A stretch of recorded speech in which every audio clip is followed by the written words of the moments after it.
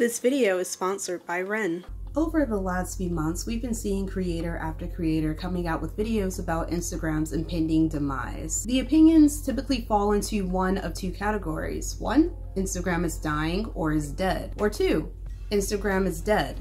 For some. Each of these videos are often from the perspective of a creator, since they are normally discussing the failing algorithm, declines in interactions, or sales. I am someone who has no enchantment with Instagram and is not in the market to build a platform on the app, so I'll be analyzing this topic from a different perspective. A spectator's perspective per se, because I have not and have never been Instagram's target market for several reasons, starting with the fact that I have no interest in following or seeing the curated lives of others in picture form or in short form. This video essay will pose a lot of existential questions that may have no current answers to them. The sponsor of this video, however, helps us understand and answer some of the bigger questions surrounding climate change. Wren is a simple and effective way to make a difference in the climate change crisis. Wren helps you calculate your carbon footprint by answering a few simple questions, and then gives you tips on how to reduce and offset it. Because I travel very frequently for both business and pleasure, and because I am obviously an extensive collector, when I calculated my carbon footprint through Wren, I discovered I have an average that is 4.7 times higher than the world's average. I learned that in order to reduce my personal footprint, I should focus on offsetting my emissions, which can be done by simply reducing how many times I fly every single year,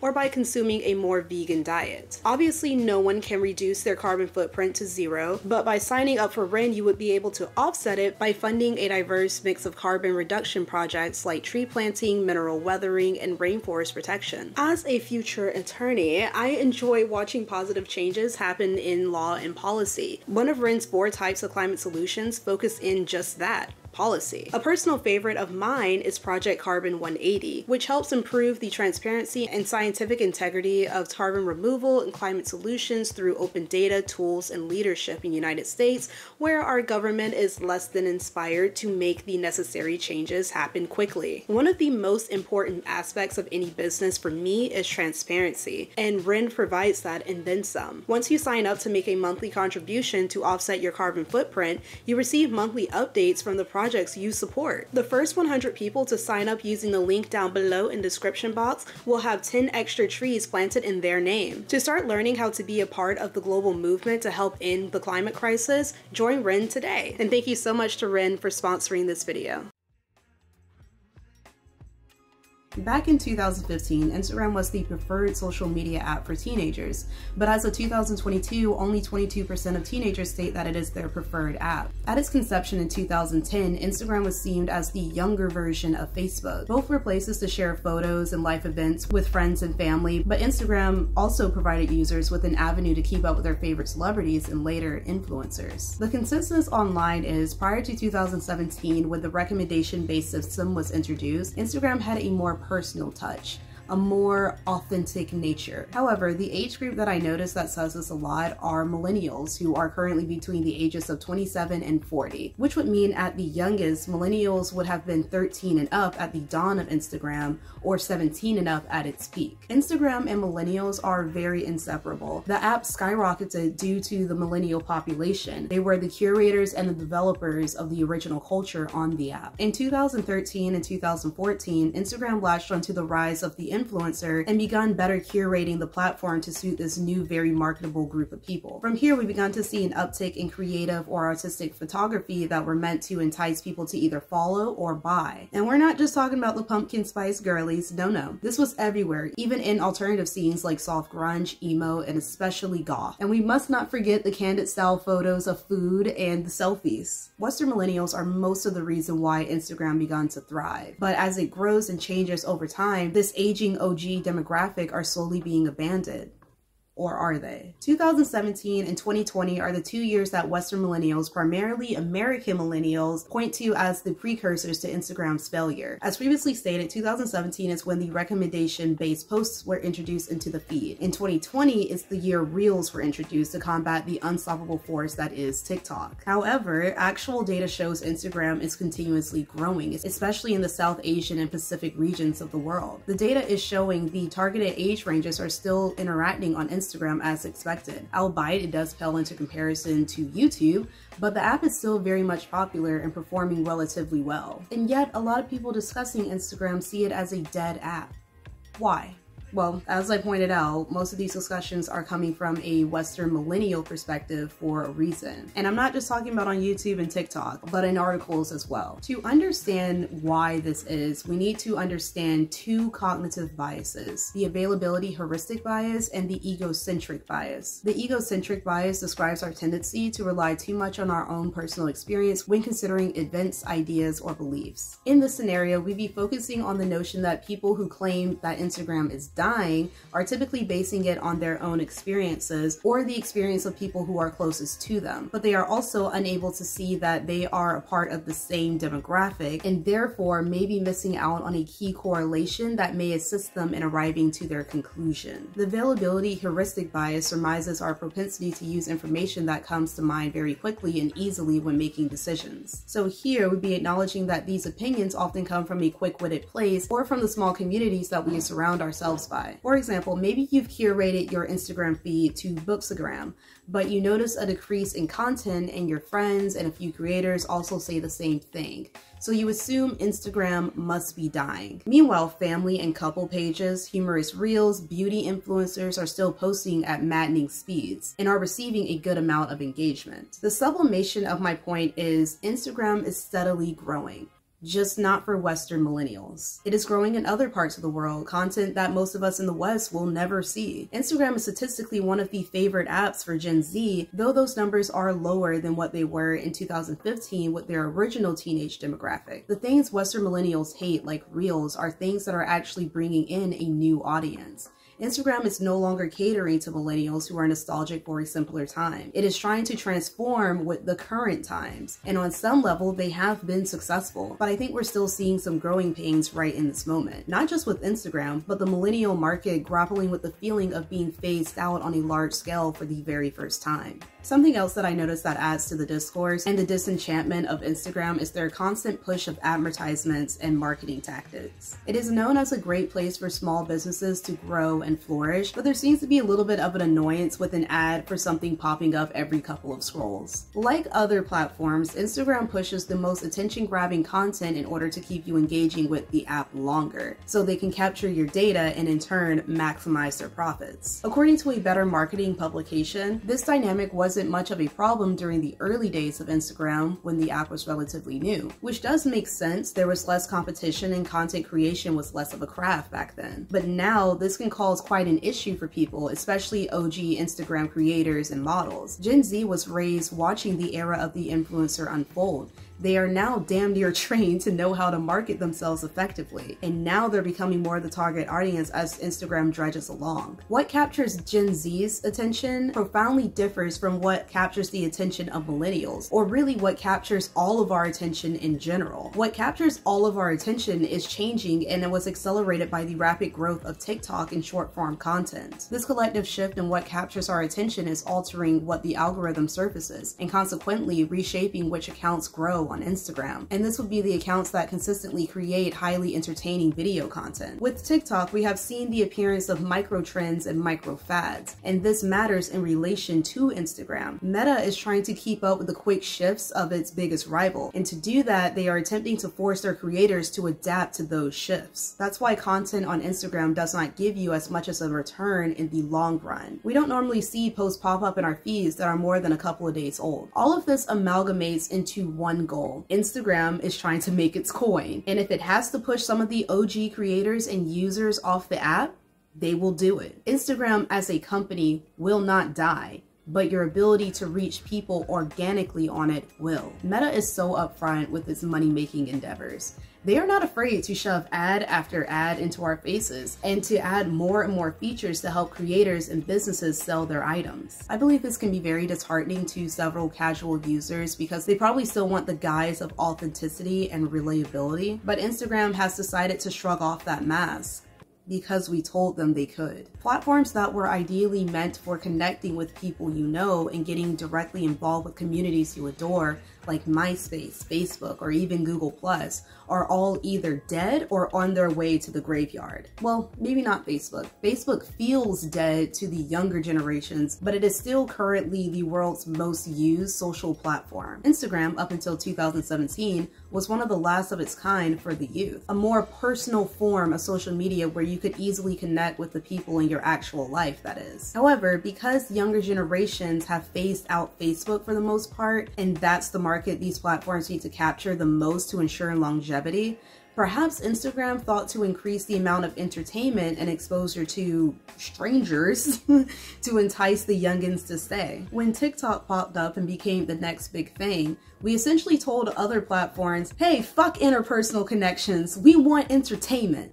And so they adapted. I mean, it seems to be working since Instagram is currently the favored app amongst Gen Z. We all say that we're tired of capitalism and capitalist systems, but we continually exist in manners that oppose that belief. It's a very circular matter because we can't exactly help it. Much of TikTok's initial growth occurred during the pandemic, where people were searching for entertainment and like-minded individuals. Most of us desire constant stimulation to distract us from the disparities that were going on in our lives. As the fear of the coronavirus dissipated and we slowly returned to our mundane lives, our heightened desire to remain constantly distracted by highly amusing short-form content remained. And so, the beast continued to expand. Instagram took note of this and reacted. At its conception, Instagram marketed itself as a photo sharing platform to link with people we care about. Then it became that plus an influencer favorite app. Then it became both of those things plus a business marketing friendly app with a ton of shopping features. Now it's all of that and a descendant of TikTok.